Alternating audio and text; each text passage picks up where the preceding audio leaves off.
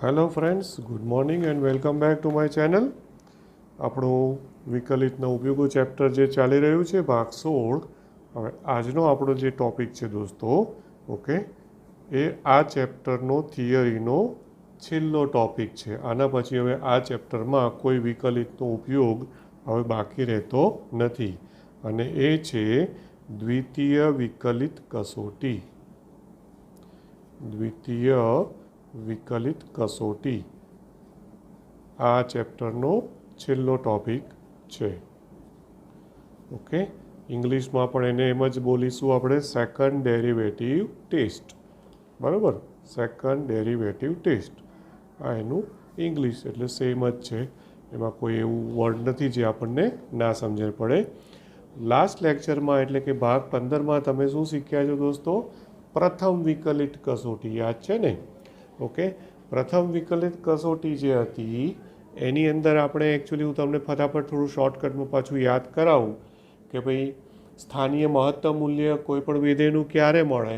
તો એના માટે એવું હતું કે જો એક્સ બરાબર સી આગળ એફ ડેશ એક્સ જો હોય ને, એટલે એફ ડેશ સી, તો એફ ડેશ સીનું મૂલ્ય ધનમાંથી ઋણ થાય. એટલે એક્સ બરાબર સી આગળ, એટલે એફ ડેશ એક્સનું મૂલ્ય એક્સ બરાબર સી આગળ, એટલે કે એફ ડેશ સી કહી શકો તમે. અને એનું મૂલ્ય જો ધનમાંથી ઋણ થાય, ધન હોય એમાંથી ઋણ થાય, તો એ બિંદુ આગળ એટલે કે એક્સ બરાબર સી આગળ એ સ્થાનીય મહત્તમ મૂલ્ય ધરાવે છે. અને એનાથી ઊંધું, જો ઋણમાંથી ધન થાય, પહેલાં ઋણ હોય અને એમાંથી ધન થાય, તો એક્સ બરાબર સી આગળ સ્થાનીય મહત્તમ ન્યૂનતમ મૂલ્ય ધરાવે છે. પહેલામાં મહત્તમ, બીજામાં ન્યૂનતમ. યાદ એવું રાખવાનું કે જો ધનમાંથી ઋણ થાય તો સ્થાનીય મહત્તમ, અને જો ઋણમાંથી ધન થાય તો સ્થાનીય ન્યૂનતમ મૂલ્ય મળે છે. બરાબર? અને જો ચિહ્ન ના બદલાય, મતલબ ધનમાંથી ધન જ રહે અથવા ઋણમાંથી ઋણ જ રહે, તો એ વખતે આપણે એને એ બિંદુ આગળ સ્થાનીય મહત્તમ કે ન્યૂનતમ મૂલ્ય મળતું નથી એવું કહીએ છીએ. અને એ વખતે તે બિંદુને આપણે નામ આપ્યું છે નતિ બિંદુ અથવા તો પોઈન્ટ ઓફ ઇન્ફ્લેક્શન. આ લાસ્ટ ટાઈમનું હતું, એક વખત હું મૌખિક એટલે કે ઓરલી બોલી ગયો છું. હવે આ દ્વિતીય વિકલિત કસોટી આપણે લઈએ છીએ, જે મારી દૃષ્ટિએ પ્રથમ વિકલિત કસોટી કરતાં વધારે ઉપયોગમાં લેવાતી કસોટી છે. ઓકે, હા, એટલે એવું ના વિચારશો કે પહેલી કસોટી પ્રથમ વિકલિતનું મહત્ત્વ એટલું નથી. પણ તમે 8-10 દાખલા ગણશો ને તો શક્ય છે કે 1, 2 કે 3 દાખલા પ્રથમ વિકલન કસોટીથી થતા હશે ને 6 થી 7 દાખલા દ્વિતીય વિકલિત કસોટીથી થતા હશે. ઓકે, ક્યારેક એવું પણ બને કે કોઈ દાખલો એવો પણ આવે જે બંને રીતે થતો હોય, મતલબ પ્રથમ વિકલિતથી પણ થાય અને દ્વિતીય વિકલિતથી પણ થાય. તો હું જનરલી જો બંને રીતે થતો હોય એવો કોઈ દાખલો આવે ને, તો હું દ્વિતીય વિકલિત કસોટીને પ્રિફર કરું, મતલબ કે આની મદદથી હું ગણું. સિવાય કે આનાથી ના થતું હોય તો હું પ્રથમ વિકલિતમાં જઈશ. એ આપણે આજે જોઈશું, દાખલાઓ થોડોક સ્ટાર્ટ કરીશું એટલા માટે. હવે આનું વિધાન જોઈએ. સેકન્ડ ડેરિવેટિવ ટેસ્ટ એટલે કે એનું વિધાન શું છે? ધારો કે વિધેય એફ એ આપણું સ્ટાર્ટિંગ તો હંમેશા હોય જ છે. બરાબર, શું ધારી લેવાનું કે ધારો કે વિધેય એફ, હા, અને એ વિધેય એફ જે છે એ કયા અંતરાલ પર? અંતરાલ હંમેશા શું લેવાનો? આઈ અંતરાલ લેવાનો. બરાબર, આઈ પર. એને અંતરાલ શબ્દ ના વાપરો ને તો પણ એકચ્યુઅલી સમજવાનું કે આઈ સંકેત હંમેશા અંતરાલ માટે જ વપરાય છે. ધારો કે એફ એ અંતરાલ આઈ પર વ્યાખ્યાયિત છે.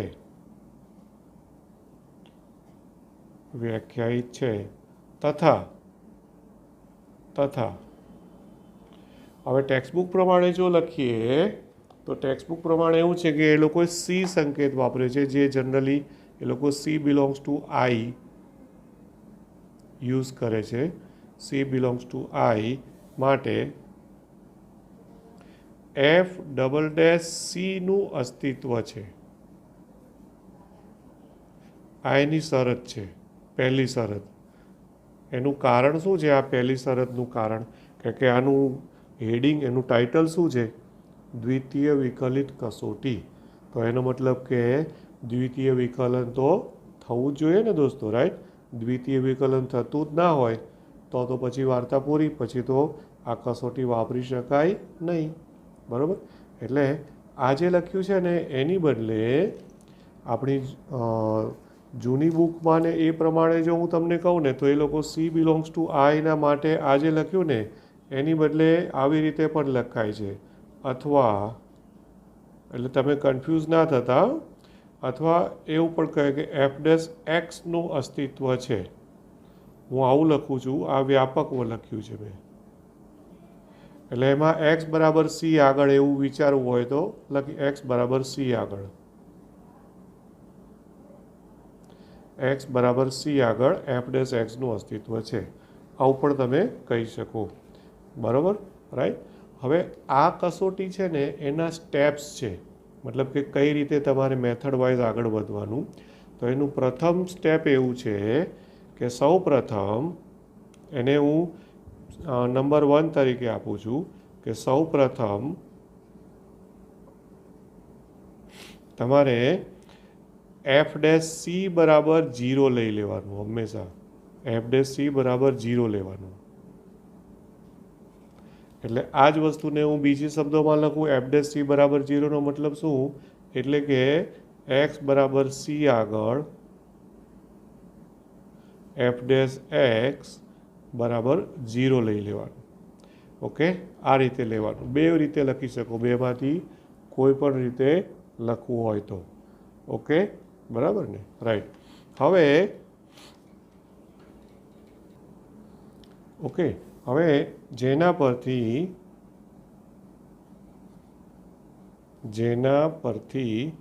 તમને આ એફ ડેશ સી બરાબર 0 લેશો ને એટલે એના પરથી તમને સીના મૂલ્યો મળશે, સીની કિંમતો મળશે। અને જે પણ સી હોય ને એ હંમેશા બિલોંગ્સ ટુ આ, એટલે કોઈ એક અંતરાલને કે રકમમાં કંઈ પણ એ રીતના તમને આપેલું હશે જેના પરથી તમને સીની કિંમતો, બરાબર છે, અથવા તો સીના મૂલ્યો। હવે મૂલ્યોમાં એક અથવા એકથી વધારે હોઈ શકે હો। મૂલ્યો લખું છું એનો મતલબ એવો ના સમજતા કે એકથી વધારે જ મળે, એક અથવા એકથી વધારે સીના મૂલ્યો મળે। ઓકે, હવે એકચ્યુઅલમાં ટેક્સ્ટ બુકમાં આવી રીતે નહીં લખ્યું, પણ હું શું કરું છું કે આપણે જે રીતે દાખલો ગણીશું ને તો દાખલામાં જે રીતના સ્ટેપ જશે ને એ પ્રમાણે હું વિધાન લખી રહ્યો છું। એટલે પહેલાં એફ ડેશ સી બરાબર 0 લો એટલે એના પરથી તમને સીના મૂલ્યો મળે। હવે સીના મૂલ્યો મળ્યા પછી તમારે શું કરવાનું? ત્યારબાદ ઓકે, સીના મૂલ્યો મળે એના પછી તમારે શું કરવાનું કે હવે એફ ડબલ ડેશ સી શોધો, એફ ડબલ ડેશ સી શોધો। ઓકે, મતલબ આ જે સીની કિંમત મળી હોય ને એ સીની કિંમત આ એફ ડબલ ડેશ એક્સ, એટલે એને બીજી ભાષામાં કહું તો એને શું કહેવાય? એટલે કે એફ ડબલ ડેશ એક્સ જે આપણે શોધેલું હોય ને શરૂઆતમાં, એફ ડબલ ડેશ એક્સ શરૂઆતમાં શોધી કાઢવાનું અને એફ ડબલ ડેશ એક્સમાં એક્સ બરાબર સી મૂકવાનું। આ હું અલગ અલગ રીતે લખતો જઉં છું કે એફ ડબલ ડેશ સી શોધોનો મતલબ શું? એફ ડબલ ડેશ એક્સમાં એક્સ બરાબર સી મૂકો, બરાબર। હા, હવે જો આ જે આન્સર આવે, હવે ખાસ જોજો, F double dash C suppose આનો આન્સર ગ્રેટર દેન 0 મળે, જો આનો આન્સર કેવો આવે દોસ્તો? ધન મળે। ઓકે, જો આવું મળે, હવે થોડું ધ્યાન રાખવા જેવું છે, આમાં ગડબડવાળું સમજવાનું છે કે તો એક્સ બરાબર સી આગળ ઓકે વિધેય એફ એ એક્સ બરાબર સી આગળ સ્થાનીય ન્યૂનતમ મૂલ્ય ધરાવે છે। કેવું મૂલ્ય ધરાવે છે? સ્થાનીય ન્યૂનતમ મૂલ્ય ધરાવે છે, આવું કહેવાય છે। એટલે આ થોડુંક ગડબડવાળું શું કામ કહું છું? આપણે જનરલી મગજમાં કેવું આમ સેટ હોય કે ભાઈ ધન આવે ને એટલે મહત્તમ એવું મગજમાં બેસી જાય, પણ આમાં ઊંધું છે. એફ ડબલ ડેશ સી એટલે દ્વિતીય વિકલનનો આન્સર એક્સ બરાબર સી મૂકો અને જો ધન મળે તો મહત્તમ નથી મળતું, પણ એ વખતે સ્થાનીય ન્યૂનતમ મૂલ્ય મળે છે. આ ધ્યાનમાં રાખજો. ઓકે. હા, અને એ મૂલ્ય કેટલું? તો એ મૂલ્ય કેટલું? તો કે જે રકમ આપી હોય ને, જે વિધેય આપ્યું હોય એ એનું સ્થાનીય ન્યૂનતમ મૂલ્ય થાય. તથા આ એક્સ બરાબર સી આગળ એફનું મૂલ્ય એટલે F of C, F of C એ સ્થાનીય ન્યૂનતમ મૂલ્ય છે. સ્થાનીય ન્યૂનતમ મૂલ્ય છે. આવું લખ્યું છે મેં, જો. એટલે ધ્યાન આપજો. એફ ડબલ ડેશ સી ધન મળે તો એવું કહેવાય કે એક્સ બરાબર સી આગળ એ સ્થાનીય ન્યૂનતમ મૂલ્ય ધરાવે છે. પણ મૂલ્ય કયું? એનું મૂલ્ય શું? એની કિંમત કેટલી? તો તમને જે પણ રકમ આપી હોય ને એ રકમ હોય તમારી પાસે જે પણ હોય વાય બરાબર એફ એક્સ છે, તો એમાં તમારે એક્સ બરાબર સી મૂકી દેવાનું દોસ્તો. ઓકે. એક્સ બરાબર શું મૂકી દેવાનું? સી મૂકવાનું. અને એ જે એફ ઓફ સી મળે એ એનું મૂલ્ય થયું. અહીંયા લખ્યું કે સ્થાનીય ન્યૂનતમ મૂલ્ય ધરાવે છે, એટલું ઇનફ નથી, પણ મૂલ્ય શોધવાનું પણ આવશે. તો એફ ઓફ સી એ સ્થાનીય ન્યૂનતમ મૂલ્ય છે, આવું કહેવાશે. બરાબર. હવે આ જે લખ્યું ને એ જ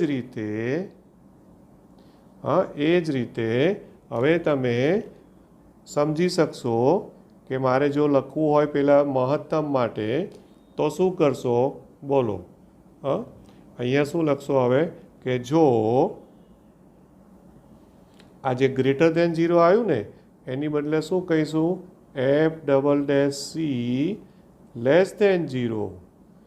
આ ગ્રેટર દેન 0ની મળે. બરાબર. આવું જો મળે તો જે વિધેય એફ જે છે એ વિધેય એફ એ એક્સ બરાબર સી આગળ હવે ખાલી અહીંયાથી શું શબ્દ બદલાશે? સ્થાનીય ન્યૂનતમની બદલે સ્થાનીય મહત્તમ. એક્સ બરાબર સી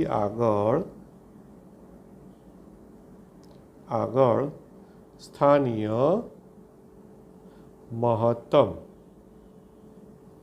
મૂલ્ય ધરાવે છે. ઓકે. અને આમાં પણ મૂલ્ય કેટલું? આ તો ધરાવે છે એ ખબર પડી, પણ મૂલ્ય કેટલું? મૂલ્ય પણ શોધવું પડે. તો એ જ રીતે તથા ઉપર જે લખ્યું એ જ રીતે જે પણ સીની કિંમત હોય એ જે રકમ હોય એમાં મૂકી દેવાની. આ જે એફ ઓફ સી શોધ્યું ને સેમ એફ ઓફ સી જ શોધવાનું આવશે. તથા એફ ઓફ સી એ સ્થાનીય મહત્તમ મૂલ્ય છે. સ્થાનીય મહત્તમ મૂલ્ય છે. ઓકે. રાઈટ. અચ્છા, હવે કોઈક દાખલો એવો પણ આવશે દોસ્તો કે એની અંદર આ જે F double dash C greater than 0 અથવા F double dash C less than 0 નહીં આવે, પણ ઇક્વલ ટુ 0 આવી જશે. મતલબ કે જો F double dash C equal to 0 મળે, ઓકે, તો ધ્યાનમાં રાખજો તો એ વખતે કસોટી કોઈ પણ તારણ આપવામાં નિષ્ફળ જાય છે. જો આવું મળે. હવે એક વસ્તુ ધ્યાનમાં રાખજો કે શરૂઆતમાં એફ ડેશ સી બરાબર 0 તો ઓલરેડી લીધું જ છે, એટલે પ્રથમ વિકલન એ 0 મળ્યું અને દ્વિતીય વિકલન પણ જો 0 મળે તો આ કસોટી એપ્લિકેબલ નથી એવું કહેવાય. આ કસોટી એપ્લિકેબલ નથી મતલબ કે આ કસોટી પરથી કોઈ તારણ મેળવી શકાતું નથી. ઓકે. એટલે કે સ્થાનીય મહત્તમ કે ન્યૂનતમ મૂલ્ય મળી શકતું નથી. બરાબર. તો કોઈ તારણ મળતું નથી. અમે શોર્ટમાં લખ્યું છે. ટેક્સ્ટબુક પ્રમાણે લખો તો ટેક્સ્ટબુકમાં એવું કહ્યું છે કે કોઈ પણ તારણ આપવામાં નિષ્ફળ જાય છે. બરાબર છે. અને જ્યારે પણ આવું થાય ને ત્યારે તમારે ફરજિયાત પ્રથમ વિકલિત કસોટીમાં જવું પડે. એટલે આ વિકલ્પમાં આ જ્યારે વિકલ્પ આવે ને માટે આ વિકલ્પમાં તમારે કમ્પલસરી પ્રથમ વિકલિત કસોટીમાં પાછા ફરવું પડે. જ્યારે આવું થાય ત્યારે પ્રથમ વિકલિત કસોટીનો જ ઉપયોગ કરવો પડે. ઓકે, અને એના ઉપરથી સ્થાનીય મહત્તમ અથવા સ્થાનીય ન્યૂનતમ અથવા તો નતિબિંદુ મતલબ કે પોઈન્ટ ઓફ ઇન્ફ્લેક્શન એ ત્રણમાંથી જે પણ હશે એના પરથી ખબર પડશે. એટલે જ્યારે F"C=0 મળે તો કોઈ તારણ તમે કાઢી શકતા નથી દોસ્તો. ખ્યાલ આવે છે ને? તો આ ત્રણ વિકલ્પો છે તમારી પાસે દ્વિતીય વિકલન કસોટીના. આ વિકલ્પ 1 છે, આ વિકલ્પ 2 છે અને આ તમારા માટે વિકલ્પ 3 છે. બરાબર છે? હા, તો આ વિકલ્પમાં ધ્યાન રાખવાનું ઓકે કે પ્રથમ વિકલિત કસોટીમાં ફરજિયાત જવું પડે. એટલે કોઈ એવો દાખલો આવશે ત્યારની વાત ત્યારે. Okay, right. બાકી મેં કહ્યું એમ સૌથી વધારે ઉપયોગ દ્વિતીય વિકલિત કસોટીનો થશે. બરાબર કે નહીં? બોલો, આટલું ક્લિયર થાય છે? રાઈટ. તો હવે મેં કહ્યું એમ દોસ્તો આ ચેપ્ટરમાંથી બધી જ થિયરીઓ આપણી કમ્પ્લીટ થાય છે. હા, હવે આમાંથી શું ગણવાનું રહેશે? દાખલાઓ ગણવાના રહેશે. રાઈટ. અમુક જે રિડ્યુસ સિલેબસ છે કે ડિલીટેડ સિલેબસ છે એ પ્રમાણે તમે આપણી સ્કૂલની એક્ઝામ માટે પણ તૈયારી કરજો, બોર્ડ એક્ઝામમાં પણ કરજો, પણ મહેરબાની કરીને JEE કે ગુજકેટ માટે એ પ્રમાણે કરશો નહીં. આ તમને હું વારંવાર રિપીટેડલી કહી રહ્યો છું. ઓકે, એનું રીઝન એ છે કે પછી તમને એમાં ખરેખર લોચા પડશે, ફાફા પડશે. હા, બોર્ડમાં વાંધો નહીં આવે. બરાબર છે? તો હવે આપણે આમાં દાખલાઓમાં જઈએ છીએ. ઓકે ઓકે હવે એક શબ્દ હજી જો કે મેં તમને નથી કહ્યો સમજવામાં, અને એ છે વૈશ્વિક મહત્તમ અને વૈશ્વિક ન્યૂનતમ. તો ચિંતા ના કરશો, એમાં કોઈ જ થિયરી નથી, કોઈ કસોટી નથી. હા, એ કેવી રીતે શોધાય છે એ જ્યારે દાખલામાં જ આવશે ને ત્યારે જ હું સમજાવી દઈશ. એટલે એક જ દાખલામાં તમને ખબર પડી જશે કે કેવી રીતે વૈશ્વિક મહત્તમ અને ન્યૂનતમ શોધાય છે. હા, એટલે એમાં કોઈ સહેજે ચિંતા ના કરશો કે સર એ ટૉપિક બાકી રહી ગયો છે, મારા ધ્યાનમાં છે. ઓકે, ચાલો હવે અહીંયા ઉદાહરણ 31થી જે છે ને ટેક્સ્ટબુકમાં પેજ નંબર 185, 86, 87, હા, એ બધા પ્રથમ અને દ્વિતીય વિકલિત કસોટીના દાખલાઓ છે. ઓકે દોસ્તો, હવે એમાં રિડ્યુસ કોર્સમાં જે હોય તે અત્યારે હું તમને એમને જ એમાંથી હું કશું જોઈને નથી કહેતો કે આ ગણવાનું, આ નહીં ગણવાનું. હા, અત્યારે હું જનરલ, જોકે મને ખબર છે કે આ મહત્તમ ન્યૂનતમવાળો તો આખો ટૉપિક છે જ. બરાબર, એમાં કશું એ લોકોએ કેન્સલ કરેલું નથી. કેન્સલ કયું કરેલું છે? 6.4 જે છે આસન મૂલ્યોને ત્રુટિવાળું. હા, એ ખબર નહીં પણ હવે કર્યું છે કેન્સલ, એટલે એટલીસ્ટ બોર્ડ એક્ઝામ પૂરતું તમારે એટલી શાંતિ રહેશે. પણ આ તો છે જ. હવે આમાંથી ધ્યાન રાખજો, ઉદાહરણ 33 અને ઉદાહરણ 35 એ બે ઉદાહરણો ઓકે એ લોકોએ પ્રથમ વિકલિત કસોટીથી ગણેલા છે. આ હું તમને કહી રાખું છું. હા, તમે જ્યારે પણ પ્રેક્ટિસ કરો ને ત્યારે જોજો કે ઉદાહરણ 33 જે છે, હા, ઉદાહરણ 33માં એવું થાય છે કે દ્વિતીય વિકલિત કસોટી નિષ્ફળ જાય છે. ઉદાહરણ 33 એવું છે જે આપણે હમણાં જ પાછળ પેજ પર લખ્યું ને પેલું વિકલ્પ 3, જ્યારે દ્વિતીય વિકલિત કસોટી નિષ્ફળ જાય તો એ વખતે તમારે પ્રથમ વિકલિત કસોટીની મદદથી શોધવું પડે છે, અને એમાં નતિબિંદુ તરીકે આપણને આ જવાબ મળે છે. એ ઉદાહરણ 33 છે. અને ઉદાહરણ 35 જે છે દોસ્તો એ પણ પ્રથમ વિકલિત કસોટીથી જ એ લોકોએ ગણેલું છે.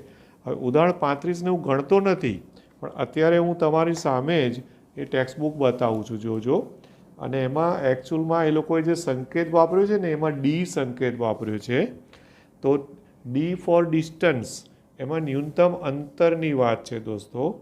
ઓકે, એટલે બહુ એવું ચિંતા ના કરતા કે ભાઈ આ શું છે ને, અને શું કર્યું છે એ હું તમને થોડું સમજાવી દઉં આમાંથી. એટલે કદાચ જાતે પ્રેક્ટિસ કરતા હો ને તો એ વખતે તમારે મને પૂછવું ના પડે એટલા માટે. તો થોડું અહીંયા ધ્યાન આપજો. હું જે અંડરલાઇન કરું છું એ જોજો તમે. આ એક અંડરલાઇન કરું છું એક સ્ટેપ. આ રહ્યું. એ છે ને એક વિધેય તરીકે બનાવ્યું છે. ડીને approximately equal to D of કે આવું લખ્યું છે. ડી ઓફ કે આઈ થિંક બધાને વંચાતું હશે. અને એ વર્ગમૂળમાં કે વત્તા કે માઇનસ સીનો હોલ સ્ક્વેર એ કેવી રીતે લાવેલા છે? તો ઉપર આ રહ્યું ડી, એમાં જે એચ સ્ક્વેર હતા એ એચ સ્ક્વેરની બદલે એ લોકોએ કે મૂકી દીધા છે. જે તમે વાંચશો ને એનું સોલ્યુશન એટલે ખબર પડશે કે કેવી રીતના છે. અને પછી એમણે આ કેનું વિધેય બનાવી દીધું છે. આ જે છે ને એ અહીંયા લખવું હોય પેન્સિલથી તો લખી રાખજો કે એમણે કેનું વિધેય બનાવેલું છે. શું બનાવ્યું છે? કેનું વિધેય. અને સી અચળ છે. આમાં સી જે છે એ અચળ છે.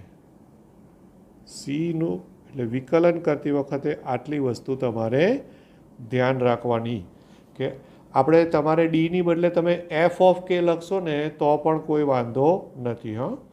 કે ભાઈ એફ ઓફ કે એટલે ભાઈ કેનું વિધેય, પણ એ સંકેતમાં ઓરિજિનલી ડી છે તો એ લોકોએ ડી ઓફ કે લીધું છે. અને પછી એનું પ્રથમ વિકલન કર્યું છે એટલે ડી ડેશ કે કર્યું છે. Okay, right. અને પછી પ્રથમ વિકલિત કસોટીથી આ એણે સમજાવેલું છે. જો ના સમજણ પડે તો મને કહેજો. અને આમાં પણ તમે દ્વિતીય વિકલિત કસોટી માટે પ્રયત્ન કરી શકો છો. પણ એ લોકોએ નોંધમાં એવું લખ્યું છે પાછળના પેજ ઉપર કે આમાં પ્રથમ વિકલિત કસોટી સરળ પડે છે. અને મને પોતાને પણ એવું લાગી રહ્યું છે બિકોઝ આ પ્રથમ વિકલન છે. જુઓ. ઓકે, હવે તમે આનું દ્વિતીય વિકલન કરશો તો થોડું કોમ્પ્લિકેશન થશે કે નહીં? આ પ્રથમ વિકલન છે. આનું હજી બીજું વિકલન કરશો તો ભાગાકારનો કાર્ય નિયમ આવશે, સાંકળ નિયમ આવશે. એમાં જો કંઈક ભૂલ પડી તો ગયા કામથી. પણ જો એ તમને ફાવી જાય અને પછી જો તમે દ્વિતીય વિકલિત કસોટીની મદદથી જવાબ આપી શકતા હો તો કોઈ એવું ના વિચારશો કે આ ઉદાહરણ એ પ્રથમ વિકલિતથી એ લોકોએ ગણીને આપ્યું છે તો આપણે પણ પ્રથમ વિકલિત કસોટીથી જ ગણવું પડે. હા, તમને કોઈને એવું થતું હોય કે ભાઈ ચલો મારે દ્વિતીય વિકલિત કસોટી ટ્રાય કરવી છે તો કરી જોજો. અને તમને લાગે કે ભાઈ ના જવાબ આવી ગયો છે તો કોઈ પ્રોબ્લેમ નથી. ઓકે દોસ્તો, રાઈટ. ચાલો, એટલે હવે ત્યાર પછી હું તમને કહું આ બધા અગત્યના ઉદાહરણો છે. 35 પછી જે છે ને 36, 37, 38 ઉદાહરણમાં એકચ્યુઅલી બધા જ એવા ઉદાહરણો જ આપે છે એમ ટિપિકલ જે ટાઈપના હોય ને. અને લગભગ બધામાં તમે જોજો કે દ્વિતીય વિકલિત કસોટીનો ઉપયોગ કરેલો છે. Okay, right. હવે અહીંયા 36માં પણ 37માં પણ અત્યારે હું જોઈ રહ્યો છું. 38માં પણ બધામાં દ્વિતીય વિકલિત કસોટીનો ઉપયોગ કરેલો છે. બરાબર ને? ઓકે.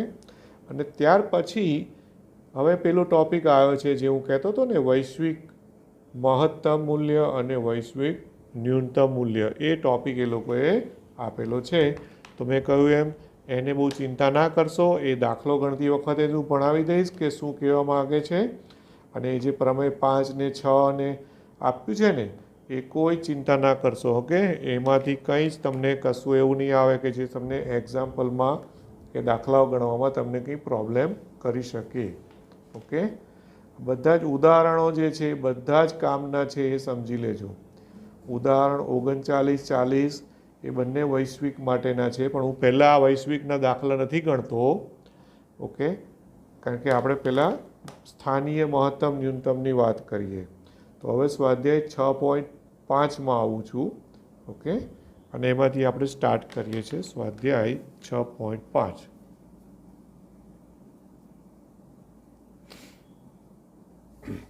હવે એમાં પહેલો દાખલો છે. એમાં નીચેના વિધેયોના મહત્તમ અને ન્યૂનતમ મૂલ્યો હોય તો તે શોધો. આવો પ્રશ્ન છે. બરાબર. હવે પહેલો દાખલો. હવે પહેલાંનું ફર્સ્ટ એની અંદર જે પણ હોય પહેલાનું ફર્સ્ટ છે એની રકમ આવી છે F of X is equal to 2x minus 1 નો હોલ સ્ક્વેર અને +3 આ રકમ છે બરાબર. ઓકે, હવે આનું તમારે સ્થાનીય મહત્તમ કે ન્યૂનતમ મૂલ્ય શોધવાનું છે બરાબર. તો પહેલું કામ શું કરવાનું, એનું વિકલન કરી દો એફ ડેશ એક્સ.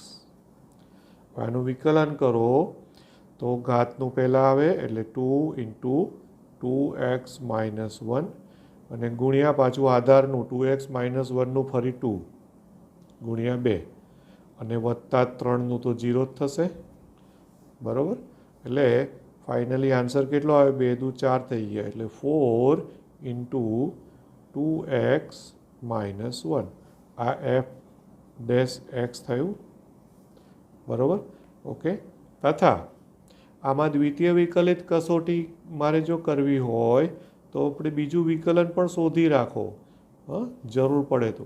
હવે આનું ફરીથી બીજું વિકલન કરો તો 4 તો અચળ, 2x માઇનસ 1નું શું થશે, 2 થશે ને. તો એનો આન્સર કેટલો આવ્યો, 8 આવ્યો બરાબર કે નહીં, રાઈટ. હવે એકચ્યુઅલમાં આ દાખલો બહુ ઇઝી થઈ ગયો, પણ મેથડ વાઇઝ મારે જવું હોય તો મારે આવું કહેવું પડે કે ભાઈ સ્થાનીય મહત્તમ કે ન્યૂનતમ મૂલ્ય માટે દ્વિતીય વિકલિત કસોટી હોય ને એની સ્ટેપ શું છે, હંમેશા પહેલું એફ ડેશ એક્સ બરાબર 0 કરવાનું. આ જે પણ મળ્યું હોય ને એને શું કરવાનું તમારે 0, એફ ડેશ એક્સ બરાબર 0 લેતા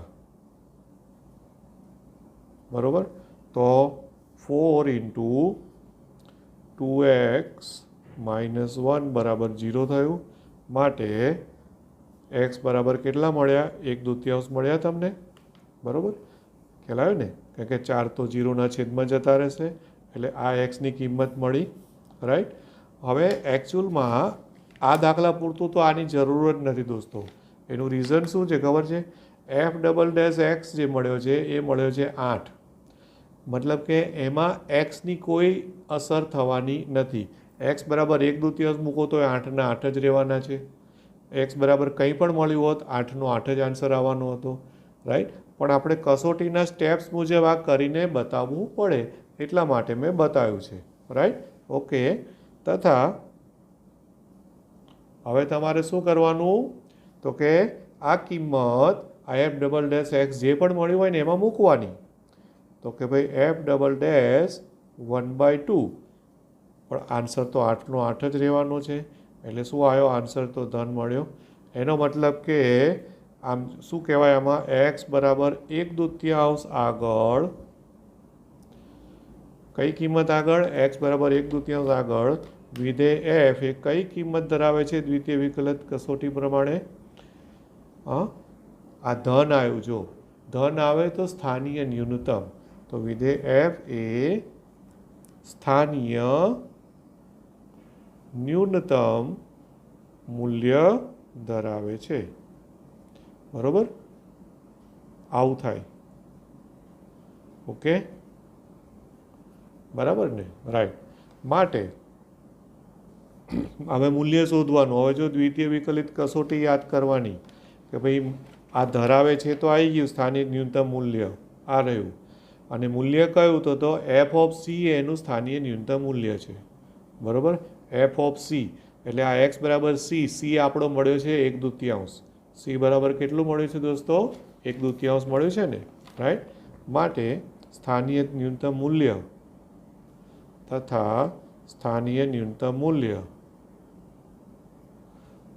is equal to f of 1/2. એટલે તમારે શું કરવાનું, હવે જે રકમ છે ને ઓરિજિનલ રકમ એ રકમમાં તમારે અહીંયા 1/2 મૂકવાના રહેશે. એક્સની જગ્યાએ શું મૂકવાના દોસ્તો, 1/2 બરાબર. એટલે એ કિંમત મૂકીએ તો ઇઝ ઇક્વલ ટુ આ જે છે 2x માઇનસ 1, તો 2 ઇન્ટુ 1/2 માઇનસ 1 નો હોલ સ્ક્વેર વત્તા 3. એટલે આ રકમ જે હતી ને એ રકમમાં મેં એક્સ બરાબર શું મૂક્યા? 1/2 મૂક્યા. બરાબર કે નહીં? Okay, right. તો ઇઝ ઇક્વલ ટુ, હવે અહીંથી 2 ગયા, હા, એટલે 2 ગયા તો 1 ઓછા 1 એટલે 0, મતલબ આન્સર કેટલો આવ્યો? 3. તો આ તમારો ફાઇનલ આન્સર થયો, સ્થાનીય ન્યૂનતમ મૂલ્ય f(1/2) બરાબર 3. આ સ્થાનીય ન્યૂનતમ મૂલ્ય તમને મળ્યું.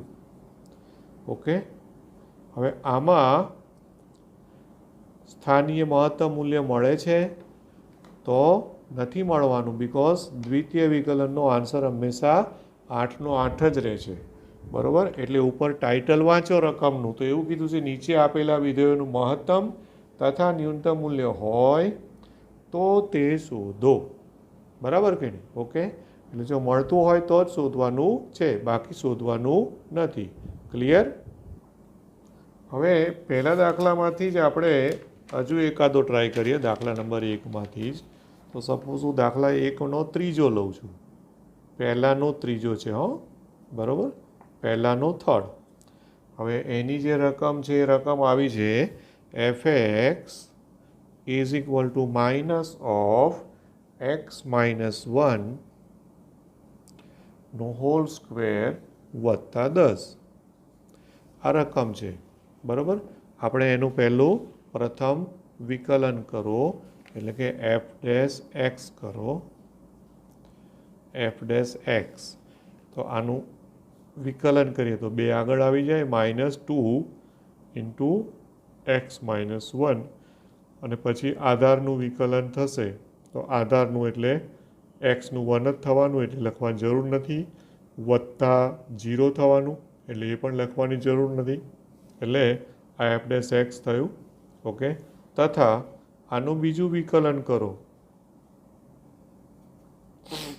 તો -2 તો અચળ છે.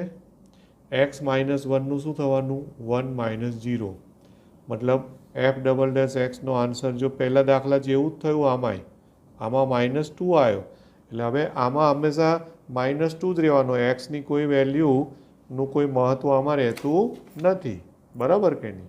ઓકે, પણ આપણે કરવું શું પડશે દોસ્તો? કે હવે